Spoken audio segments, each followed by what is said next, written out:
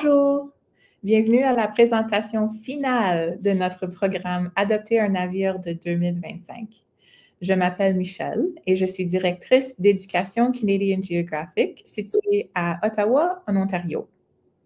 Avant de commencer la présentation d'aujourd'hui, j'aimerais juste prendre un petit moment pour remercier la Garde côtière canadienne pour son soutien contenu de ce programme. Cette année, nous avons appris aux côtés de centaines de jeunes de partout au Canada, ainsi qu'avec leurs enseignants et leurs familles, à travers de présentations en direct, d'activités en classe et d'un appel ouvert à questions sur les opérations de la Garde côtière. Nous sommes ravis que tant de jeunes connaissent désormais les expériences uniques et les opportunités incroyables offertes par la Garde côtière et nous avons hâte de partager à nouveau des histoires de la Garde côtière à l'avenir. Mais pour aujourd'hui, en tant qu'événement spécial marquant la fin du programme de 2025, je suis ravie d'annoncer qu'un invité très spécial se joint à nous aujourd'hui et c'est le commissaire de la Garde côtière canadienne, Mario Pelletier. Le rôle du commissaire est très important.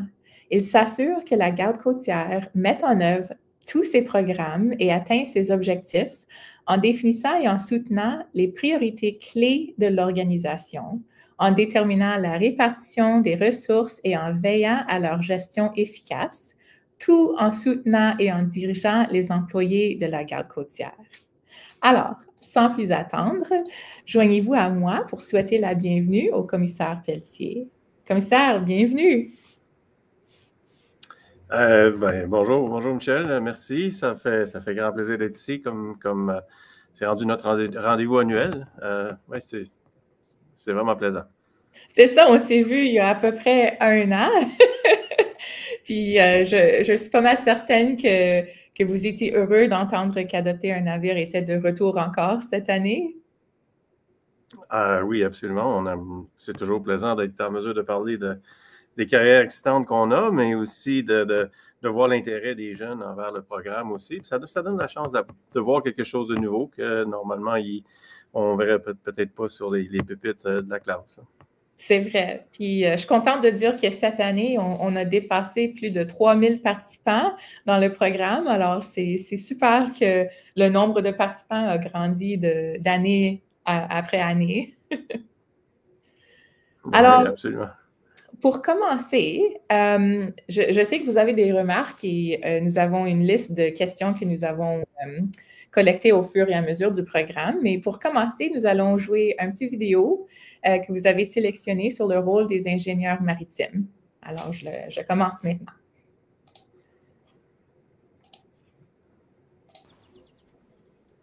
Avez-vous toujours été fasciné par la manière dont les choses fonctionnent? Aimiez-vous toujours démonter les choses? Juste pour voir si vous étiez capable de les assembler de nouveau? Si vous suivez votre passion et que vous étudiez fort à l'école, nous pouvons vous aider à vous perfectionner pour que vous puissiez vous trouver ici.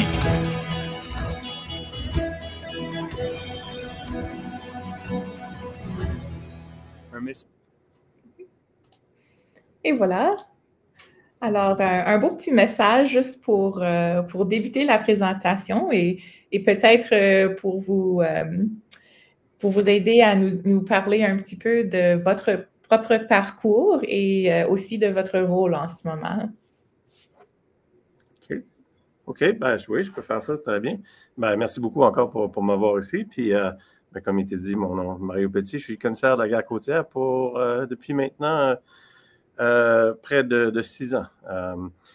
C'est un rôle que j'adore, puis je vais élaborer un petit peu plus tantôt, mais je suis bien heureux de me joindre avec vous aujourd'hui pour cette activité un peu spéciale. Moi, je suis ravi d'avoir l'occasion de m'adresser à vous, puis honoré que vous ayez décidé de participer au programme d'Adopter un navire. Je suis aussi bien heureux que vous êtes intéressé à découvrir ce que la Garde côtière canadienne est, puis que vous ayez pu participer à une expérience que je dirais unique, quoique ça fait déjà plusieurs années qu'on le fait, mais c'est toujours de plus en plus de succès. Donc, j'espère que vous avez appris beaucoup, puis sur le fonctionnement de la gare côtière, ce qu'il faut faire pour pouvoir en faire partie, etc. Moi, j'ai joint la gare côtière dans les années 80. Ça semble depuis longtemps, mais en fait, ça a passé comme un clin d'œil. Même moi, j'ai grandi loin de l'océan. Je viens d'une famille qui avait des fermes, puis, mais j'ai toujours été fasciné par les navires, puis la vie en mer, ou disons la vie autonome. Hein, un peu, on est sur une ferme, on dépend beaucoup sur nos machineries, puis il faut s'assurer qu'elles soient toujours prêtes. On dépend aussi beaucoup de la météo. C'est bien semblable à ce qu'on vit en mer aussi. Et puis, moi, c'est ça qui m'attirait vers la vie sur les navires, là. Donc, pour moi, choisir de faire une carrière à la gare côtière, c'était assez naturel. Puis, en fait, ben, j'aime la vidéo qui a été présentée parce que ce petit bonhomme-là, ben, ça aurait pu être moi parce que je me souviens, mon grand-père avait son vieux tracteur, puis j'allais toujours regarder comment que les choses fonctionnaient. Je prenais un outil dans la petite boîte d'outils, pareil comme dans la vidéo, puis je tapais sur les différents morceaux. Puis quand on a monté cette vidéo-là, je me suis dit, ah, tabarnouche, c'est moi. C'est moi, puis je suis devenu mécanicien marine. Donc, il y a beaucoup d'espoir pour toutes vous autres aussi, là. Aujourd'hui, ben, je travaille dans un bureau, mais j'ai quand même commencé à travailler sur les navires comme ingénieur mécanique il y a 40 ans de ça. Donc, aujourd'hui, en tant que commissaire, ben, j'ai le privilège de visiter régulièrement le personnel qui sont dévoués, qui travaillent partout, soit en mer, soit à terre, partout au travers le pays. Je sais que certains d'entre vous vivent loin des côtes, mais encore là, je suis un bon exemple pour démontrer que ça peut être possible. Qu'il s'agisse d'opérations de déglaçage, comme vous en avez sûrement entendu parler, des services de navigation, des opérations de recherche-sauvetage, des interventions environnementales, toutes sortes d'activités. Puis, ce qui est plaisant avec la gare côtière, c'est que tout le monde contribue. Et puis, pas obligé de travailler sur un navire. Il y en a qui travaillent à terre. On a des ingénieurs qui préparent des devis. On a du personnel administratif qui planifie des voyages, qui planifie la formation. Tout ça dans le but que les gens à bord du navire aient de l'équipement pour être capables de livrer leur mission, de sauver des vies. Fait que quand on regarde ça comme ça, moi, je dis toujours que tout le monde contribue à sauver des vies, tout le monde qui travaille pour la gare côtière, puis ça, c'est un beau sentiment. C'est une période assez passionnante pour la gare côtière, mais encore le meilleur reste à venir. On a eu des annonces le week-end dernier qu'on bâtissait 2 gros brise-glaces polaires. Ça fait depuis les années 70 que le gouvernement du Canada en parle, puis finalement, on va avoir nos brise-glaces polaires. C'est bien, bien excitant pour nous autres. Oui. Puis d'ici à ce que vous terminiez votre secondaire, ben, on va avoir plein d'autres nouveaux navires pour répondre aux besoins opérationnels avec de nouvelles technologies. Donc, ça va être vraiment passionnant. Puis ça va être des beaux défis à relever. Ben, c'est pour ça qu'on va avoir besoin des gens comme vous, jeunes, motivés, brillants, dévoués, plein de nouvelles idées pour construire l'avenir de la gare côtière.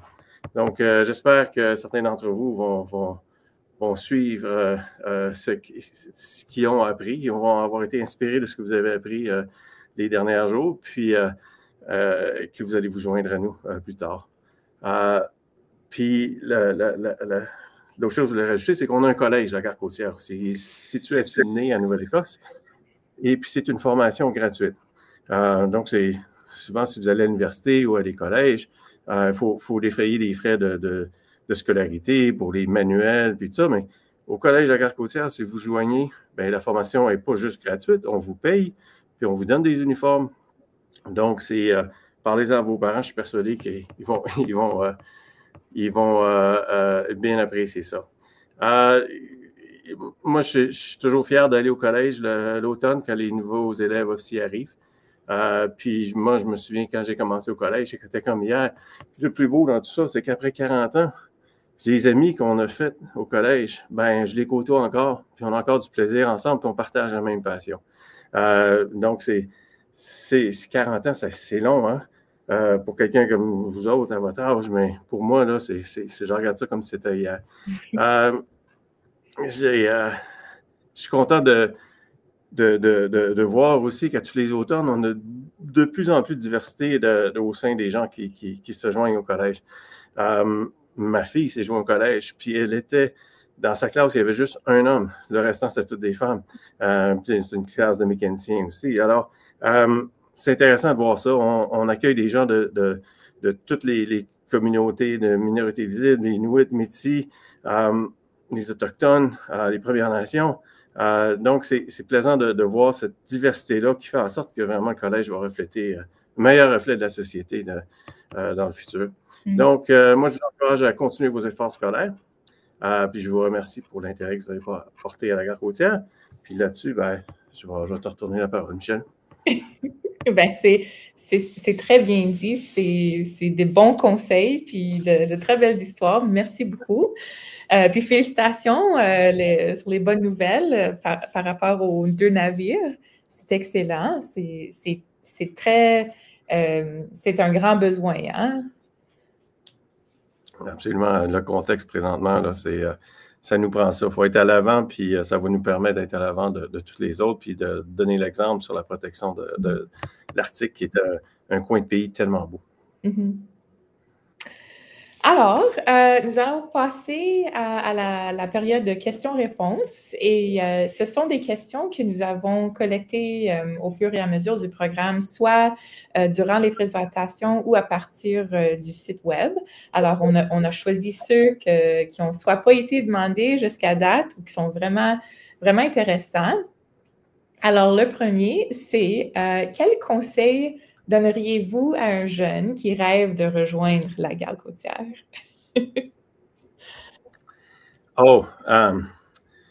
Déjà, si la personne veut le rejoindre, c'est parce qu'elle est intéressée par le mandat. Puis c'est ça qui est plaisant. Le mandat, c'est un mandat de service. On est là pour servir les gens. Donc, c'est toujours plaisant quand on retourne à la maison. Puis ça. Donc, si vous voulez devenir un officier à bord des navires, comme j'ai parlé tantôt, il y a le Collège de la garde côtière. Puis ce que je dirais le plus important là, c'est vos mathématiques. Parce que ce soit pour la navigation ou l'ingénierie, on a besoin des mathématiques assez forts pour être capable de passer au travers le cours au complet. Mais il y a d'autres choses à la garde côtière, comme j'ai mentionné tantôt aussi. Hein. Il y a des gens qui sont bien attirés par l'environnement, la protection de l'environnement, éviter la pollution. On a des gens qui travaillent sur le terrain qui font ça. On a des gens qui sont bien attirés par l'innovation, regarder les nouvelles technologies. On a des ingénieurs, puis on a des techniciens en électronique qui entretiennent tout. On a 125 navires, on a 23 hélicoptères, puis on a 200 sites éloignés de communication. On a 17 000 aides de navigation. Alors, ça prend beaucoup de gens pour entretenir. Donc, si vous êtes bon avec vos mains, construire des choses, si vous voulez utiliser vos connaissances techniques puis faire de l'innovation, c'est toutes des possibilités qu'on a à la garde côtière. On a même des infirmiers. Sur les navires, quand on va dans l'Arctique, on a des infirmiers et des infirmières. Alors, si c'est un domaine qui vous intéresse, il y a aussi cette possibilité-là. C'est vrai, il faut toujours penser à la diversité de rôles et d'emplois. C'est pas juste des ingénieurs. C'est toute une équipe. Alors, la deuxième question, vous avez répondu, la question, c'était combien de navires sont dans la flotte? Alors, il y a 125 navires. Mais est-ce que vous avez un favori? Alors, ça, c'est comme demander à un parent c'est qui son enfant préféré. Hein? On ne peut pas vraiment répondre à ça. Mais sérieusement, oui, j'en ai un plus préféré un petit peu parce que s'il y a une histoire de famille là-dedans, ça a été le dernier navire sur lequel j'ai navigué. Ça a été aussi le dernier navire sur lequel ma conjointe a navigué. Ça a été le premier navire sur lequel ma fille a navigué. Alors, le Pierre Radisson, qui est basé à Québec, à toutes les fois que je vais à bord, ça fait un petit pincement. Puis les gens, ils savent, hein, donc ils s'assurent qu'il est très impeccable quand je vais à bord. Comme ça, je ne peux pas critiquer rien. Tous les navires les gens ont une certaine fierté de travailler sur les navires, là, puis les garder beaux. Puis donc, ils sont tous attirants. Mais oui, le Pierre Radisson a un petit faible pour moi. Ah, c'est spécial, oui. Alors, la prochaine question, c'est à quoi ressemble une journée typique dans votre rôle? Bon.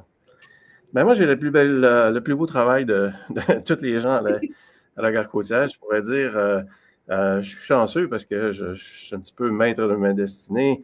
C'est sûr que j'ai quand même des supérieurs comme la ministre ou le bureau du conseil privé, le bureau du premier ministre, quand ils veulent qu'on fasse des choses spéciales. Il faut toujours que je sois à l'écoute. Mais ce qui est plaisant, une journée, tous les matins, on commence la journée avec un briefing opérationnel. Comme ça, j'ai l'état de préparation de tous les biens de la gare côtière, que ce soit des navires ou autres, sur le terrain, où est-ce qu'ils sont les gens, comment est-ce qu'ils sont prêts à réagir ou à répondre s'il y avait une urgence, l'entretien des navires, tout ça. Donc, on prend un 15-20 minutes pour faire un survol de ce qui se passe au sein de la gare côtière. Ça, c'est à tous les jours. Puis ensuite de ça, il y a les réunions normales de suivi, mais aussi ce qui est bien plaisant à propos de ma job, c'est que j'ai l'occasion de voyager. J'ai l'occasion de voyager au travers le pays. On a un beau grand pays pour aller visiter les gens sur le terrain, aller à bord des navires, aller explorer des choses, comment est-ce qu'on pourrait faire les choses différemment. Puis aussi, voyager à l'international aussi, parce qu'on a des collègues dans les autres pays qui font du travail semblable à nous autres. Puis des fois, ils peuvent avoir eu des expériences qu'on peut bénéficier, ou vice-versa. Nous autres, on peut avoir vécu des expériences qu'on peut partager avec eux autres. Alors, ce synergie-là au niveau international est vraiment intéressante aussi. Puis, c'est le fun de voyager aussi. Ça. Donc, ça fait partie des joies de mon travail. Puis, est-ce que pendant vos voyages, est-ce que vous avez vu des animaux marins de temps en temps? Ah oui. Oui, là-dessus, j'ai été privilégié beaucoup parce que je me souviens, je partais pour l'Arctique une certaine année. Et puis, il y avait une personne qui était sur le navire avec moi, ça faisait 25 ans qu'elle allait dans l'Arctique. 25 voyages d'Arctique, qui n'avait jamais vu un ours polaire. Ah ben, je dis là, t'es chanceux, t'es avec moi. On a des bonnes chances d'en voir. Oui, en fait, à tous les voyages que j'ai fait de l'Arctique, j'ai vu des ours polaires dans leur habitat naturel. C'est tellement une belle bête. On ne veut pas la flatter, là, parce que des fois, ils sont méchants. Mais c'est ça, j'ai adoré ça. Puis, j'ai travaillé aussi une autre anecdote sur un bateau de recherche sauvetage à Tadoussac, dans la rivière du Saguenay. Et puis, quand je me levais le matin à 6 heures, j'allais faire ma tournée, puis m'assurer que le bateau était prêt.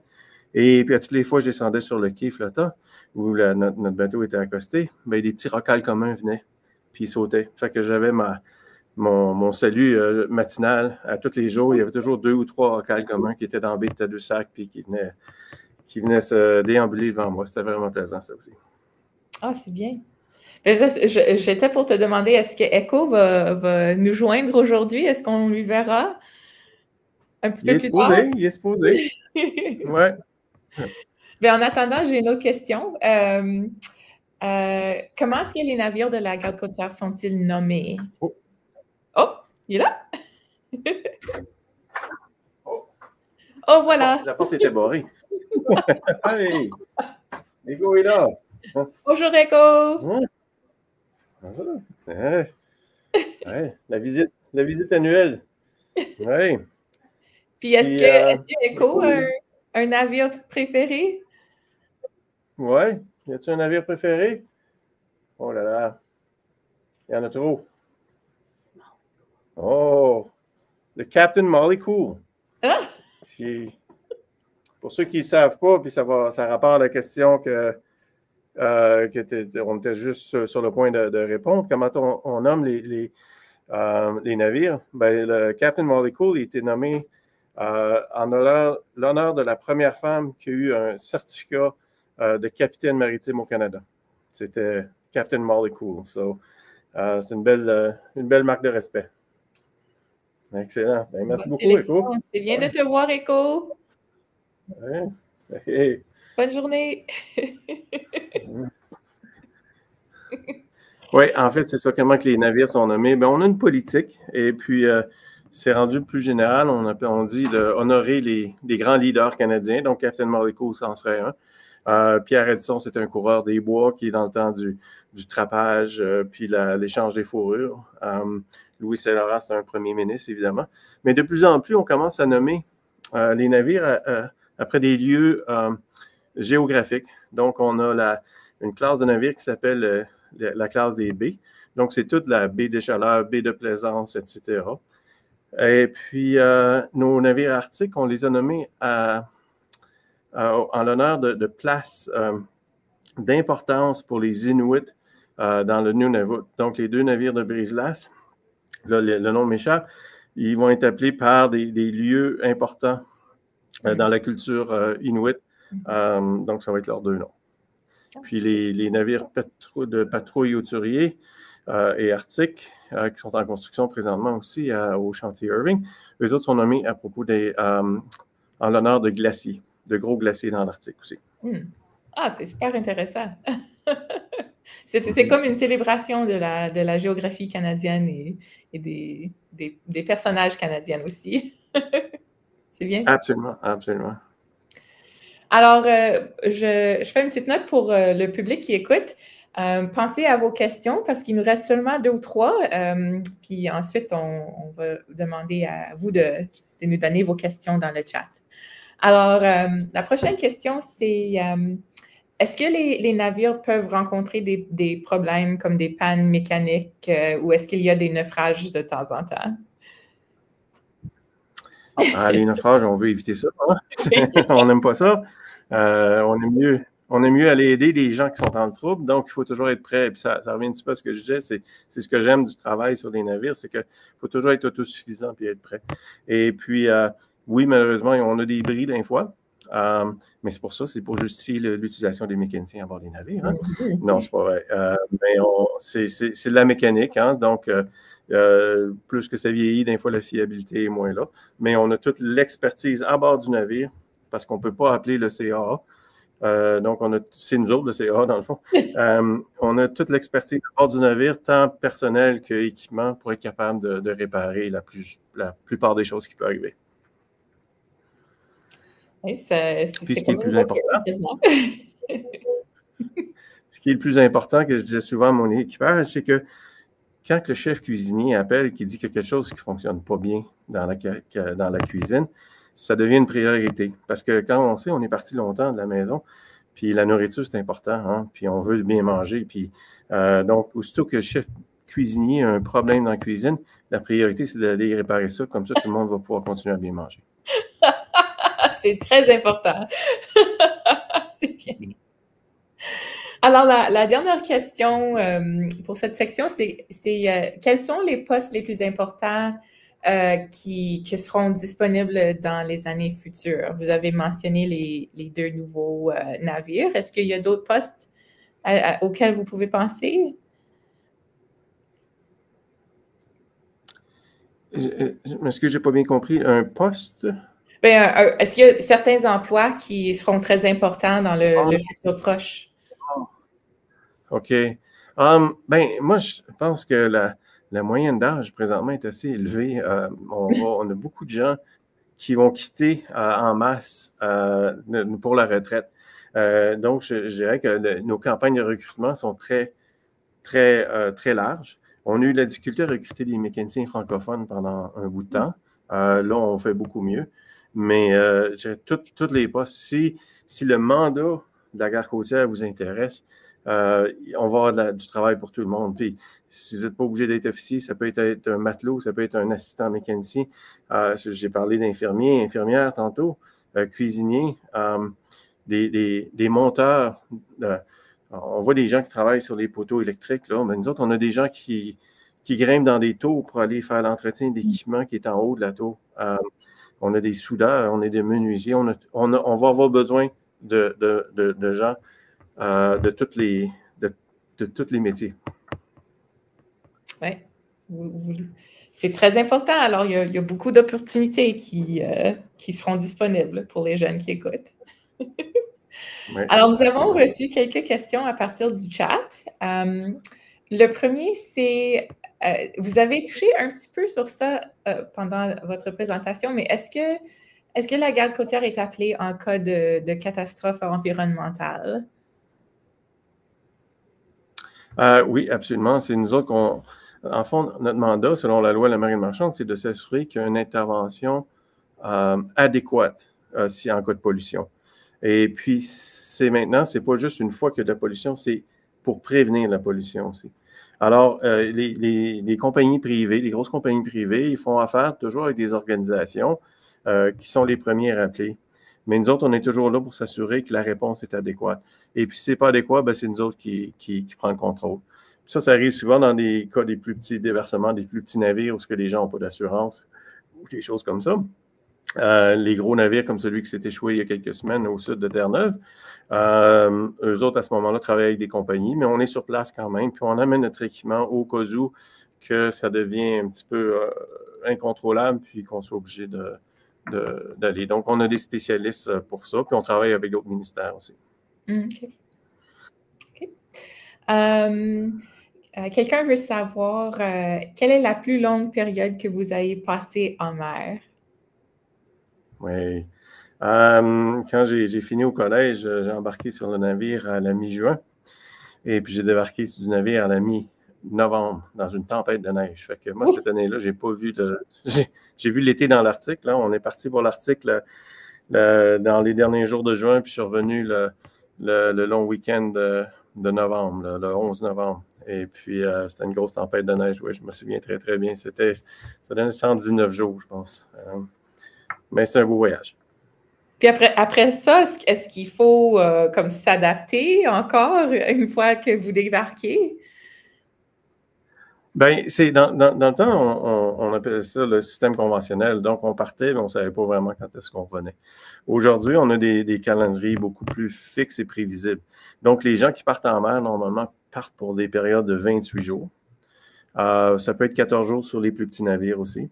Ils vont travailler sur les plus gros navires 12 heures par jour, donc 84 heures semaine, mais ils vont prendre la paye juste pour 6 heures par jour.